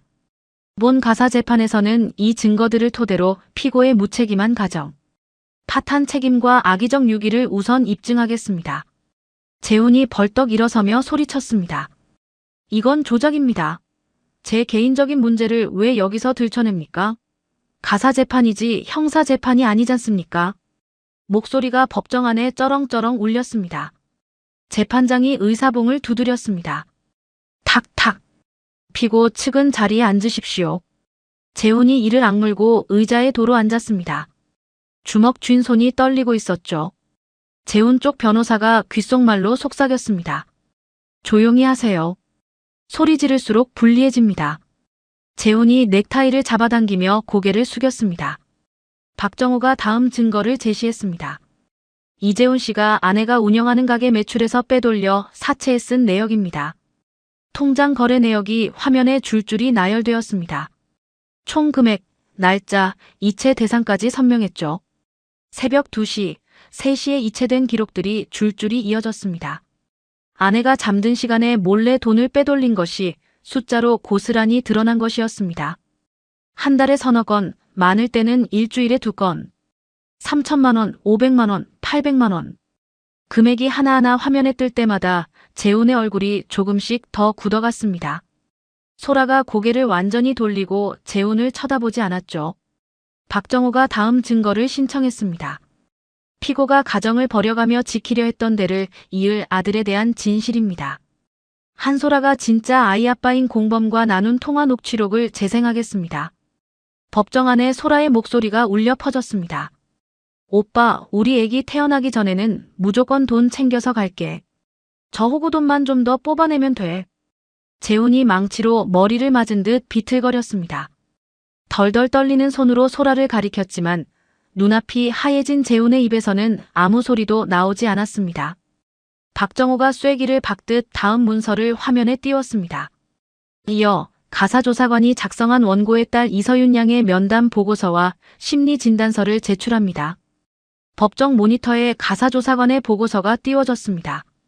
보고서에는 서윤이가 그날 밤 직접 겪은 일들이 고스란히 적혀 있었습니다. 피고가 혼외 임신 상태의 여성을 집에 데려와 이혼을 요구한 점, 한겨울 눈밭에 원고와 미성년 자녀를 내쫓아갈 곳 없게 만든 점이 명확히 기록되어 있었죠. 또한 피고가 평소 새벽에 향수 냄새를 풍기며 귀가하고 모텔 영수증을 흘리는 등 부적절한 행실로 자녀에게 깊은 정서적 불안감을 주었다는 아동 심리 전문가의 소견도 덧붙여져 있었습니다. 재판장이 보고서를 묵묵히 넘기며 읽어내려갔습니다. 법정 안에서 짧은 한숨 소리가 여기저기서 새어나왔습니다. 재훈이 피고석에서 몸을 앞으로 숙이며 변명하려 입을 열려 했습니다. 재훈 쪽 변호사가 팔을 잡아 말렸죠. 재훈의 얼굴이 시뻘겋게 달아올랐습니다. 이마에 땀이 맺혀 있었어요. 자신의 친딸조차 외면하게 만들었다는 객관적인 기록 앞에서 그는 아무런 항변도 할 수 없었습니다. 방청석에서 누군가 혀를 차는 소리가 들렸습니다. 재판장이 판결문을 읽기 시작했습니다. 법정안이 다시 고요해졌습니다. 양육권 전부 원고에게 인정. 위자료 인정. 피고에 대한 접근 금지 명령. 한 문장 한 문장이 읽힐 때마다 재훈의 어깨가 조금씩 내려앉았습니다. 소라는 고개를 숙인 채 손톱만 뜯고 있었죠. 수연의 완승이었습니다. 수연의 눈에서 소리 없이 눈물이 흘러내렸습니다. 웃음도 울음도 아닌 오랫동안 참아왔던 것이 한꺼번에 빠져나가는 것 같은 눈물이었죠. 서윤이가 엄마 어깨에 이마를 기댔습니다. 법정 밖으로 나오자 복도 창으로 햇살이 들어오고 있었습니다. 수연이 서윤이의 머리를 쓸어넘기며 말했습니다. 다 끝났어. 서윤이가 고개를 들어 엄마를 바라보며 물었습니다. 엄마, 이제 할머니 모시러 갈 수 있는 거야? 수연이 고개를 끄덕였습니다. 응. 이제 어머님 모시러 가자. 하지만 아직 수연은 모르고 있었습니다. 말순이 이미 본가를 떠나셨다는 것을요. 법원 정문을 나선 윤수연은 딸 이서윤의 손을 꼭 잡은 채 택시를 잡았습니다. 차 안에서 서윤이 조용히 물었습니다. 엄마, 이제 할머니한테 가는 거지? 수연은 고개를 끄덕이며 핸드폰을 꺼내 말순에게 전화를 걸었습니다. 신호음이 12번 울렸지만 말순은 받지 않으셨습니다. 수연은 이상한 느낌이 들어 택시기사에게 본가 주소를 불러주었습니다. 아저씨, 죄송한데 여기로 빨리 좀 가주세요. 택시가 본가 골목에 들어섰을 때 수연의 눈이 크게 떠졌습니다. 대문 앞에 검은색 승합차 2대가 세워져 있었고 낯선 남자 4명이 담배를 피우며 서 있었습니다. 그중 한 명은 가죽 점퍼를 입고 선글라스를 낀 채 대문을 발로 걷어차고 있었습니다. 수연은 택시를 골목 모퉁이에 세우고 서윤에게 단호하게 말했습니다. 서윤아, 여기서 절대 내리지 마. 서윤이 고개를 끄덕였지만 눈에는 겁이 가득 차 있었습니다. 수연이 담벼락을 따라 조심스럽게 다가갔을 때 대문이 안쪽에서 벌컥 열렸습니다. 이재훈이 땀에 젖은 얼굴로 뛰어나왔습니다. 형님들, 다음 주까지만 기다려 주십시오. 사채업자 중 키가 큰 남자가 재훈의 멱살을 움켜쥐었습니다. 이 자식아, 석 달째 같은 소리야. 오늘 안에 8천만 원 안 갚으면 이 집 경매 넘긴다. 재훈은 무릎이 꺾이듯 주저앉았습니다. 수연은 담벼락 뒤에서 숨을 죽이며 그 장면을 지켜보았습니다. 심장이 귀까지 뛰는 것 같았습니다. 사채업자들이 대문을 밀고 안으로 들어갔습니다. 현관에 놓인 신발장이 쓰러지는 소리가 골목까지 울렸습니다. 거실 유리창 너머로 소파 쿠션이 바닥에 나뒹구는 것이 보였습니다. 한 남자가 벽에 걸린 액자를 떼어 바닥에 내동댕이 쳤습니다. 액자 유리가 깨지는 소리가 날카롭게 퍼졌습니다. 찬장 유리문이 산산조각 나며 그릇들이 쏟아져 내렸습니다. 서랍장이 하나씩 열리고 서류와 옷가지가 바닥에 흩어졌습니다. 업자 한 명이 소리쳤습니다. 돈 어디 숨겼어?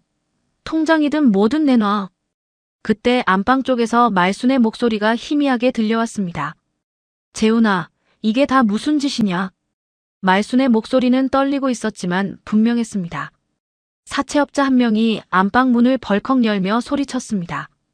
할머니, 아드님한테 말씀하세요. 돈 안 갚으면 이 집 다 뺏깁니다. 말순은 이불을 가슴까지 끌어올린 채 벽에 등을 붙이고 앉아 계셨습니다. 주름진 손이 이불깃을 꽉 움켜쥐고 있었습니다. 재훈이 안방으로 뛰어들어와 말순 앞에 무릎을 꿇었습니다. 어머니, 인감 도장만 주세요. 이 집을 담보로 잡으면 일단 숨통이 트입니다. 말순은 아들의 얼굴을 한참 내려다보셨습니다. 눈가에 핏줄이 선명하게 드러난 아들의 모습이 낯설었습니다. 말순이 천천히 입을 여셨습니다. 재훈아, 나는 인감 도장이 뭔지도 모르겠다. 기억이 안 나. 재훈이 이를 악물며 서랍을 뒤졌지만 도장은 나오지 않았습니다. 사채업자들이 값나가는 물건을 찾지 못하고 욕을 퍼부으며 나갔습니다. 1시간이 지나서야 집이 조용해졌습니다. 말순이 침대 밑에서 천천히 기어 나오셨습니다. 무릎이 아파서 일어서는데 한참이 걸렸습니다.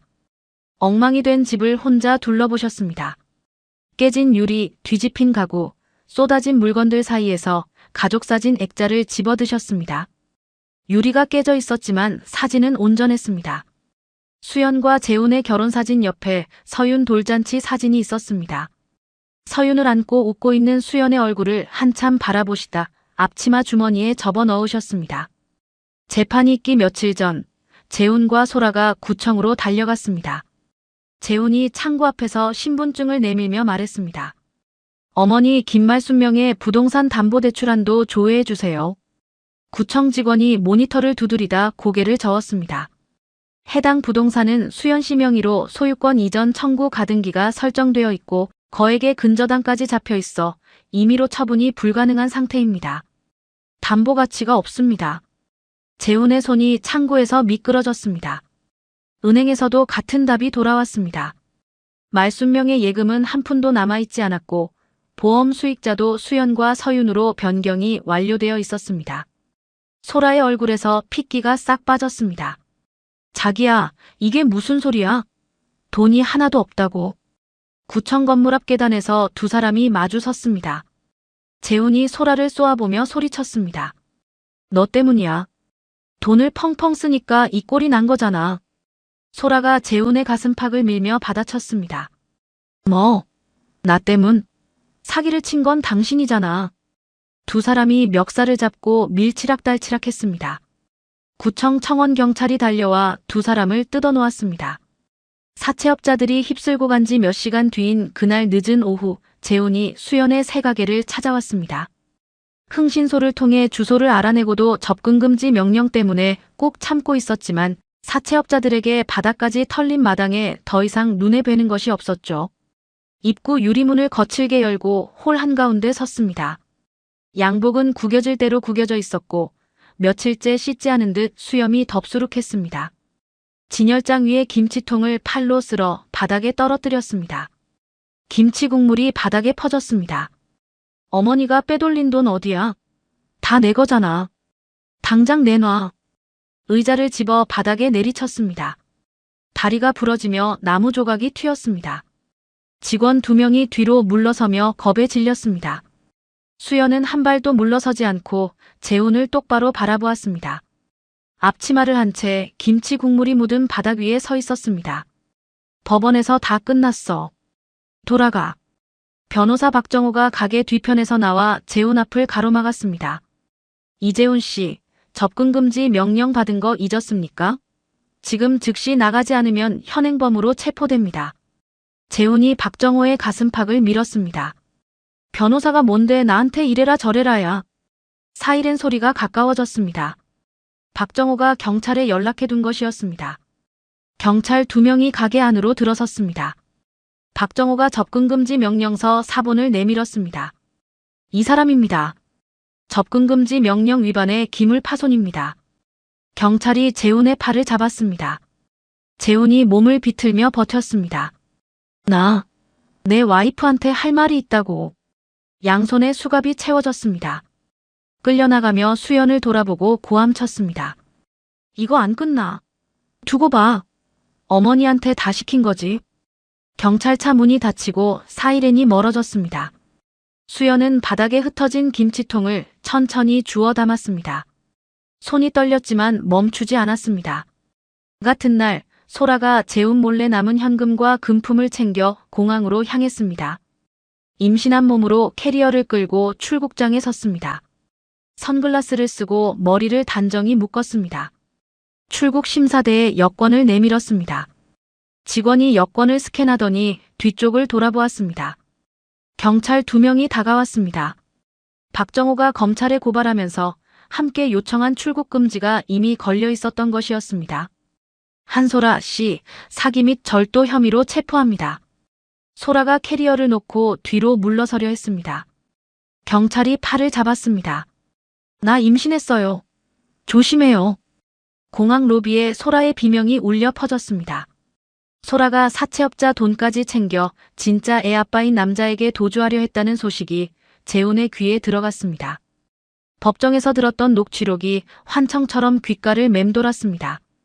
저 호구돈만 좀 더 뽑아내면 돼.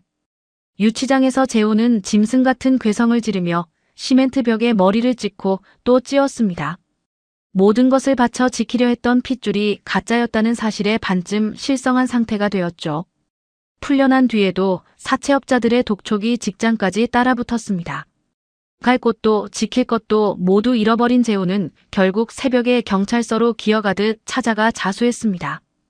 투자 사기 공범 혐의가 붙었습니다. 형사 앞에서 초점 잃은 눈으로 고개를 숙인 재훈의 양복 어깨에 비듬이 하얗게 쌓여 있었습니다. 그리고 그 새벽 본가에서는 말순이 평생 신던 꽃무늬 고무신을 신고 대문을 여셨습니다. 낡은 보따리 하나를 들고 계셨습니다. 이웃집 할머니가 마침 쓰레기를 내놓으러 나왔다가 마주쳤습니다. 말순아, 이 새벽에 어디가? 말순은 보따리를 고쳐 쥐며 짧게 답하셨습니다. 잘된 며느리한테 짐이 되기 싫어. 못난 아들 때문에 너무나도 미안해서 더는 패 끼치기 싫어. 이웃 할머니가 뭐라 말하기도 전에 말순은 어둠 속으로 사라지셨습니다. 꽃무늬 고무신이 새벽 골목에서 뚜벅뚜벅 소리를 냈습니다. 가로등 불빛이 말순의 구분 등 위에 길게 그림자를 드리웠습니다. 아무도 말순이 어디로 향하는지 알지 못했습니다. 말순이 새벽 어둠 속으로 사라진 그날, 윤수연은 아직 아무것도 모르고 있었습니다. 재훈이 체포되고 소라가 공항에서 붙잡힌 뒤 수연은 가게 바닥에 흩어진 김치통을 정리하며 밤을 보냈습니다. 다음 날 아침, 수연은 변호사 박정호에게 전화를 걸었습니다. 변호사님, 이제 어머님 모시러 가야 해요. 재판도 끝났고 접근금지 명령도 나왔고 재훈 씨는 구속됐으니까요. 박정호가 잠시 침묵하더니 조심스럽게 답했습니다. 저도 여사님께 연락을 드리려 했는데 전화가 안 됩니다. 어제부터 계속 꺼져 있습니다.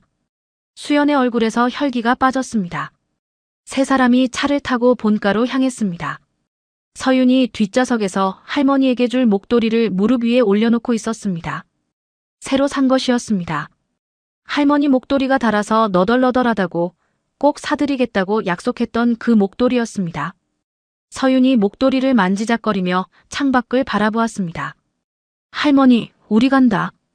작게 중얼거리는 목소리가 차 안에서 가라앉았습니다. 본가에 도착했습니다. 대문이 반쯤 열려 있었습니다. 잠금 장치가 부서져 있었습니다. 현관문도 잠겨 있지 않았습니다. 수연이 안으로 들어서며 소리쳤습니다. 어머님. 대답이 없었습니다. 집안에 아무 소리도 없었습니다. 냉장고 모터 돌아가는 소리만 윙윙거렸습니다. 거실은 엉망이었습니다. 사채업자들이 뒤지고 간 흔적 그대로 아무도 치우지 않은 상태였습니다. 소파가 뒤집혀 있었고 찬장 유리문이 깨져 파편이 흩어져 있었습니다. 서랍장은 전부 열린 채 서류와 옷가지가 바닥에 쏟아져 나와 있었습니다. 가족사진 액자가 떨어져 있었는데 사진만 빠져 있었습니다. 수연이 깨진 유리를 밟으며 부엌으로 들어갔습니다. 싱크대가 텅 비어 있었습니다. 말순이 항상 걸어두시던 앞치마가 보이지 않았습니다. 뒷마당 장독대로 나가보았습니다. 된장 항아리 뚜껑이 열린 채 비에 젖어 있었습니다. 말순이 30년 동안 하루도 빠짐없이 뚜껑을 닫아두셨던 바로 그 항아리였습니다. 서윤이 할머니 방으로 달려갔습니다. 할머니, 나 서윤이야. 방문을 열자 텅 빈 방이 나왔습니다. 이불은 반듯하게 개져 있었지만 옷장은 비어 있었습니다. 말순의 물건이 하나도 남아있지 않았습니다. 서랍 안도 비어 있었습니다. 양말 뭉치도 갈색 봉투도 전부 사라져 있었습니다. 서윤이 빈 옷장 문을 잡고 멈춰 섰습니다. 할머니. 눈에 금방 눈물이 고였습니다. 수연이 옆집 문을 두드렸습니다. 머리가 하얀 할머니가 문을 열었습니다. 혹시 옆집 어머님 못 보셨어요? 김말순 어머님이요. 이웃 할머니가 수연을 알아보고 눈을 크게 떴습니다. 어머, 수연이 아니야. 말순이가 쫓아냈다던. 어머님이 어디 가셨는지 혹시 아세요? 오늘 꼭두 새벽에 봤어. 낡은 보따리 하나 들고 나가더라고. 어디 가냐고 물었더니 아들 때문에 너무 미안하다고. 잘된 며느리한테 짐이 되기 싫다, 패 끼치기 싫다 그러더라. 어제 낮에 사채업자들이 와서 난장판을 쳐놨다며 무서워서 문도 못 열었어. 수연의 얼굴이 하얗게 변했습니다. 곧장 동네 약국으로 달려갔습니다. 약사가 안경을 올리며 말했습니다. 말순 어르신이요? 혈압이 너무 높아서 큰 병원 가시라고 몇 번이나 말씀드렸는데 고집을 피우셨어요. 게다가 요즘 부쩍 정신이 깜빡깜빡 하시는지 약 챙겨가시는 걸 자주 잊으시더라고요. 치매 초기 증상 같기도 하고 혈압도 엄청 높으셨는데 한 번은 약 사러 오시다 가게 앞에서 어지럽다며 주저앉으신 적도 있어요. 마지막으로 오신 게 일주일 전쯤이에요. 수연의 무릎이 꺾였습니다. 약국 앞 계단에 주저앉으며 말을 잇지 못했습니다. 어머님이 그렇게 아프셨어요? 왜 아무한테도? 목소리가 거기서 끊어졌습니다. 박정호가 관할 파출소에 실종 접수를 했습니다. 68세 여성 김말순. 오늘 새벽에 집을 나간 뒤 연락이 두절됐습니다. 핸드폰이 꺼져 있고 고혈압 환자입니다. 인근 병원 여러 곳에 연달아 전화를 돌렸지만 말순이라는 환자는 어디에도 없었습니다. 노숙인 쉼터, 무료 급식소, 교회 상담실까지 전부 연락했습니다. 없었습니다. 경찰에서 전화가 왔습니다. 보호자분, 솔직히 말씀드리면 이날 씨의 고령이시고 고혈압에 건강도 안 좋으시면 시간이 많지 않습니다. 그 한마디에 수연의 손이 부르르 떨렸습니다. 수연이 본가 말순의 빈방에 다시 들어갔습니다. 말순의 낡은 베개를 집어들었습니다. 코를 묻자 희미한 된장 냄새가 배어 있었습니다. 그리고 아주 희미하게 담배 냄새가 섞여 있었습니다. 수연은 놀랐습니다. 어머님이 담배를 피우셨다니 전혀 몰랐습니다. 새벽 4시 반 장독대 뒤편에서 혼자 담배를 피우시던 말순의 모습을 수연은 한 번도 본 적이 없었습니다. 몰랐던 말순의 냄새에 가슴이 서늘해졌습니다. 어머님, 어디 계세요? 왜 혼자 가셨어요? 제가 왜 더 빨리 안 왔을까? 수연의 목소리가 텅 빈 방에서 갈라졌습니다. 서윤이 할머니 사진을 넣은 전단지를 만들어 전봇대와 게시판마다 붙이고 다녔습니다. 찾습니다. 김말순, 68세, 키 155cm, 꽃무늬 고무신을 신고 계실 수 있습니다. 이틀, 사흘, 나흘째. 행방이 잡히지 않았습니다. 밤마다 기온이 영하 10도 아래로 떨어졌습니다. 수연은 밤에 잠을 자지 못했습니다.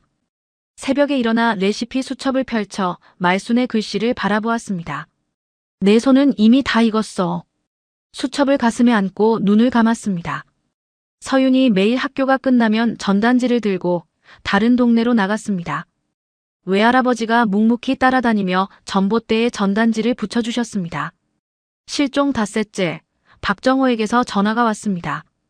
시 외곽 쪽방촌에서 말순 여사님과 비슷한 노인을 봤다는 제보가 들어왔습니다. 꽃무늬 고무신을 신은 노인이 골목에서 쓰러져 있는 걸 봤다고 합니다. 수연이 서윤에게 소리쳤습니다. 서윤아, 할머니 찾았다는 연락이야. 빨리 준비해. 서윤이 방에서 뛰어나오며 점퍼를 끌어입었습니다. 할머니에게 줄 목도리를 손에 꽉 쥐었습니다. 쪽방촌에 도착했습니다. 경찰차 한 대와 구급차 한 대가 골목 입구에 서 있었습니다. 안으로 들어갈수록 사람 사는 기척이 사라졌습니다. 창문이 깨진 빈집, 빨간 페인트로 철거라고 적힌 건물, 녹슨 대문이 이어졌습니다. 쥐 냄새와 쓰레기 냄새가 뒤섞여 있었습니다. 수연이 골목을 걸으며 소리쳤습니다. 어머님, 어머님, 수연이에요. 서윤이 반대편 골목을 뛰며 외쳤습니다. 할머니, 할머니, 서윤이에요. 어디 있어요? 서윤이 막다른 골목 끝에서 옥탑방으로 올라가는 녹슨 계단을 발견했습니다. 계단 아래에 낡은 고무신 한 켤레가 놓여 있었습니다. 꽃무늬가 거의 다 벗겨진 말순이 늘 신던 바로 그 고무신이었습니다. 가지런히 놓여 있었습니다. 서윤이 뒤를 돌아보며 소리쳤습니다. 엄마, 여기. 할머니 신발이에요. 목소리가 골목에 울렸습니다. 수연이 달려와 계단을 올라갔습니다. 옥탑방 문을 잡아당겼습니다. 열리지 않았습니다. 두 주먹으로 문을 두드렸습니다. 어머님, 어머님, 저예요, 수연이에요. 안에서 아무 소리도 나지 않았습니다. 박정호가 올라와 어깨로 문을 들이받았습니다. 한 번, 두 번, 세 번째에 녹슨 경첩이 뜯기며 문이 꺾여 열렸습니다. 곰팡이 냄새가 밀려나왔습니다. 한평 남짓한 방이었습니다. 벽에 곰팡이가 천장까지 번져 있었고 바닥에 물기가 고여 있었습니다. 창문이 없었습니다. 구석에 얇은 이불 한 장이 깔려 있었고 그 위에 말순이 누워 계셨습니다. 눈을 감고 꼼짝도 하지 않으셨습니다. 얼굴은 종이장처럼 하얗고 광대뼈가 툭 튀어나와 있었습니다. 앞치마를 입은 채였습니다. 손은 이불 밖으로 나와 있었는데 뼈만 남은 것처럼 앙상했습니다. 손가락 사이에 접힌 사진 한 장이 끼어 있었습니다. 서윤 돌잔치 사진이었습니다. 머리맡에 핸드폰이 놓여 있었습니다. 배터리가 방전된 상태였는데 음성 메모 앱이 열린 채였습니다. 구급대원이 보조 배터리를 연결해 재생하자 말순의 목소리가 흘러나왔습니다. 갈라지고 낮은 목소리였습니다. 수연아 고마. 거기서 끊겨 있었습니다. 수연이 핸드폰을 두 손으로 감싸쥐며 입술을 깨물었습니다. 구급대원이 말순의 손목에 손가락을 대고 재빨리 상태를 살폈습니다. 한참 동안 맥을 찾았습니다. 수연이 숨을 멈추고 바라보았습니다. 고혈압성 쇼크에 일시적 치매 증세가 겹쳐 기를 잃고 며칠 방치되신 것 같습니다. 탈수와 저체온증이 심각합니다. 맥이 아주 약해요. 빨리 옮겨야 합니다. 수연이 말순을 아는 채 고개를 들었습니다. 살아계신 거예요? 네. 지금 바로 옮깁니다. 서윤이 계단 아래에서 고무신을 두 손으로 안고 서 있었습니다. 눈물이 멈추지 않았습니다. 들것에 실린 말순의 앙상한 손이 이불 밖으로 늘어져 있었습니다. 수연이 그 손을 잡았습니다. 놓지 않았습니다. 구급차 안에서 대원이 말순의 얼굴에 산소 마스크를 씌웠습니다. 윤수연은 말순의 차가운 손을 두 손으로 감싸 쥐었습니다. 손이 얼음장이었습니다. 손가락 마디가 부어 있었고 관절이 뒤틀려 있었습니다. 30년 동안 김치를 담그고 장독대를 열고 닫고 젓갈을 퍼올리던 손이었습니다. 수연이 그 손을 자신의 이마에 갖다 대며 눈을 감았습니다. 어머님, 저 있어요. 어디 안 가요? 사이렌이 울리며 구급차가 출발했습니다. 서윤이 뒷자리에서 할머니의 꽃무늬 고무신을 무릎 위에 올려놓고 있었습니다. 고무신 밑창이 한쪽은 닳아서 거의 평평했습니다. 얼마나 많이 걸으셨는지 그 고무신이 말해주고 있었습니다. 응급실에 도착했습니다. 의료진이 말순을 들것째 실어갔습니다. 수연이 접수 창구로 달려갔습니다. 수술이든 뭐든 다 해주세요. 돈은 제가 냅니다. 제발 살려주세요. 접수 직원이 서류를 내밀었고 수연이 떨리는 손으로 작성했습니다. 보호자란에 윤수연 며느리라고 적었습니다. 펜을 쥔 손가락에 힘이 들어갔습니다. 며느리라는 두 글자를 쓰는데 한참이 걸렸습니다. 법적으로는 더 이상 며느리가 아니었지만 수연은 망설임 없이 며느리라고 적었습니다. 수술실 위 빨간 불이 켜졌습니다. 고혈압 쇼크와 심각한 저체온증, 탈수로 인해 상태가 위중합니다. 게다가 뇌졸중 전조 증상까지 겹쳐서 의식을 잃으신 상태입니다. 최대한 해보겠습니다. 수연이 고개를 숙였습니다. 부탁드립니다. 꼭 살려주세요.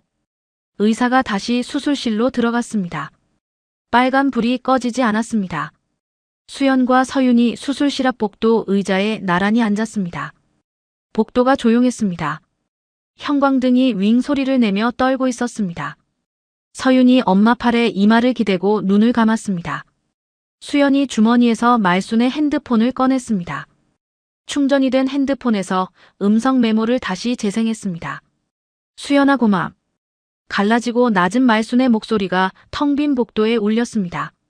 수연이 핸드폰을 가슴에 대고 눈을 감았습니다. 서윤이 고개를 들며 말했습니다. 엄마, 할머니 꼭 깨어날 거야. 수연이 딸을 끌어안았습니다. 아무 말도 하지 못했습니다. 1시간이 지났습니다. 2시간이 지났습니다. 복도 형광등이 깜빡이며 윙 소리를 냈습니다. 친정 어머니가 보온병에 미역국을 담아 병원으로 오셨습니다. 너희 밥은 먹었니? 수연이 고개를 저었습니다. 친정 어머니가 보온병 뚜껑을 열어 수연 앞에 놓았습니다. 먹어. 네가 쓰러지면 어머님 누가 지켜? 수연이 한 숟갈 떠먹었습니다. 목구멍으로 넘어가지 않았지만 억지로 삼켰습니다. 3시간이 넘어갈 무렵 수술실 문이 열리고 의사가 걸어 나왔습니다. 수연이 벌떡 일어섰습니다. 서윤도 눈을 비비며 엄마 옆에 섰습니다. 의사가 마스크를 내리며 말했습니다. 고비는 넘겼습니다. 다만 의식을 언제 회복하실지는 지켜봐야 합니다. 영양 상태가 매우 안 좋으셔서 회복에 시간이 걸릴 겁니다. 수연의 다리에서 힘이 풀렸습니다. 벽에 등을 기대며 바닥에 주저앉았습니다. 서윤이 엄마를 붙잡으며 말했습니다. 엄마, 할머니 사셨어. 괜찮아. 괜찮아. 수연이 서윤을 안고 바닥에 앉은 채 울었습니다. 소리를 내지 않으려 했지만 어깨가 들썩였습니다. 친정 어머니가 두 사람 옆에 서서 등을 두드려 주셨습니다. 수술 후 일주일이 지났습니다. 수연은 매일 새벽에 가게에서 김치를 담그고 직원에게 맡긴 뒤 병원으로 왔습니다. 중환자실 앞 의자에서 밤을 보냈습니다. 코트를 이불 삼아 덮고 눈을 감았지만 모니터 소리가 바뀔 때마다 벌떡 일어나 유리창 너머를 들여다보았습니다. 서윤이 방과 후에 와서 할머니 손을 잡고 숙제를 했습니다. 할머니 침대 옆간이 테이블에 교과서를 펼쳐놓고 수학 문제를 풀었습니다. 풀다가 막히면 할머니 쪽을 보며 중얼거렸습니다. 할머니, 이거 어려워요. 대답은 없었지만 서윤은 매일 그렇게 말을 걸었습니다. 외할머니가 매일 도시락을 싸와서 수연에게 억지로 먹였습니다. 안 먹으면 나 안 가. 다 먹을 때까지 여기 앉아 있을 거야. 수연이 젓가락을 들었습니다. 8회째 새벽이었습니다. 수연이 중환자실 침대 옆 의자에 앉아 말순의 굳은 손바닥을 주무르고 있었습니다. 형광등이 꺼진 병실 안에서 모니터 불빛만 깜빡이고 있었습니다. 밖에서 새가 울기 시작했습니다. 이른 봄이 오고 있었습니다. 수연의 눈꺼풀이 스르르 내려앉으려는 순간 손끝에 무언가가 느껴졌습니다. 말순의 검지가 수연의 손바닥을 아주 약하게 긁었습니다. 수연이 고개를 번쩍 들었습니다. 말순의 눈꺼풀이 떨리고 있었습니다. 한 번, 두 번, 천천히 갈라졌습니다. 흐릿한 눈동자가 천장을 향하다가 옆으로 움직였습니다. 수연의 얼굴에서 멈추었습니다. 수연이 말순의 손을 꽉 잡으며 벌떡 일어섰습니다. 어머님, 어머님, 저 보여요? 저 수연이에요. 말순의 마른 입술이 갈라진 채 움직였습니다. 소리가 잘 나오지 않았습니다. 겨우 짜낸 목소리였습니다. 수연아. 네, 어머님. 저 있어요. 여기 있어요. 말순이 수연의 헬쑥한 얼굴을 흐릿한 눈으로 훑으셨습니다. 볼이 꺼지고 눈 밑에 다크서클이 짙게 내려앉아 있었습니다. 말순이 입을 여셨습니다. 가게는 괜찮아. 쓰러져서 여드레나 누워 계시다 겨우 눈을 뜨시고서 하시는 첫마디가 가게 걱정이었습니다. 수연의 눈에서 눈물이 왈칵 쏟아졌습니다. 웃음과 울음이 동시에 나왔습니다. 네, 어머님. 가게 잘 돌아가고 있어요. 어머님 수첩대로 하니까 손님들이 말순이네 맛이라고 해요. 말순의 입꼬리가 아주 미세하게 올라갔습니다. 이 바보야. 밥은 먹고 다녀. 수연이 침대 옆 가방에서 가게 열쇠와 사업자 등록증을 꺼내 말순의 앙상한 손바닥 위에 올려놓았습니다. 어머님, 이 가게는 어머님 손맛으로 만든 어머님 가게예요. 어머님이 수첩에 적어주신 김치 담그는 법, 된장 비율, 젓갈 배합, 여름김치, 겨울 김치 소금 차이, 간이 잡히면 30분 더 재워라까지 그걸로 다 만들었어요. 어머님이 30년 동안 쌓아오신 그 맛이에요. 그러니까 이건 어머님 거예요. 수연이 말순의 손가락을 하나씩 접어 열쇠를 감싸주게 했습니다. 부어오른 관절 사이로 차가운 열쇠가 들어갔습니다. 수연이 말순의 얼굴을 바라보며 또박또박 말했습니다. 어머님 감사합니다. 찜질방에서 혼자 수첩을 안고 울며 중얼거렸던 바로 그 말을 이번에는 시어머니 얼굴을 보며 했습니다. 말순의 눈에서 눈물이 주름을 따라 베개 위로 흘러내렸습니다. 입술을 꼭 깨무셨지만 턱이 떨리는 것을 막지 못하셨습니다. 바보 같은 것이. 더 말을 잇지 못하셨습니다. 말순의 손가락이 열쇠를 감싼 채 수연의 손등을 아주 약하게 두드렸습니다. 병실 문이 열리며 서윤이 뛰어들어왔습니다. 손에 새 목도리를 들고 있었습니다. 할머니. 침대 옆으로 달려가 말순의 목에 얼굴을 묻었습니다. 어깨를 들썩이며 울었습니다. 할머니, 왜 혼자 가셨어요? 왜 저희한테 말씀 안 하셨어요? 전화라도 하시지. 말순이 떨리는 손을 들어 서윤의 머리를 쓸어내리셨습니다. 손가락에 힘이 없어서 머리카락 위에 손을 올려놓는 것이 전부였습니다. 서윤아, 할머니가 미안해. 우리 서윤이. 서윤이 고개를 들어 할머니를 바라보았습니다. 눈물 범벅인 얼굴로 새 목도리를 할머니 목에 둘러드리며 말했습니다. 할머니, 이거 제가 골랐어요. 할머니 목도리 낡아서 제가 꼭 사드리겠다고 했잖아요. 이제 우리가 지킬게요. 아무데도 가지 마세요. 제발요. 가게에서 같이 일해요. 할머니가 만든 가게잖아요. 말순의 눈가가 다시 젖어들었습니다. 고개를 아주 천천히 끄덕이셨습니다. 수연이 두 사람 곁으로 다가가 말순의 어깨와 서윤의 등을 함께 감싸 안았습니다. 세 사람 사이에서 아무 말도 나오지 않았습니다. 모니터 소리만 일정하게 울리는 병실 안에서 세 사람의 어깨가 소리 없이 함께 떨렸습니다. 말순의 손가락이 수연의 손과 서윤의 손을 아주 약하게 잡고 있었습니다. 놓지 않으셨습니다. 창밖으로 들어오는 햇살이 한결 따뜻해졌습니다. 병실 창틀에 참새 한 마리가 앉아 지저귀었습니다. 겨울이 끝나가고 있었습니다.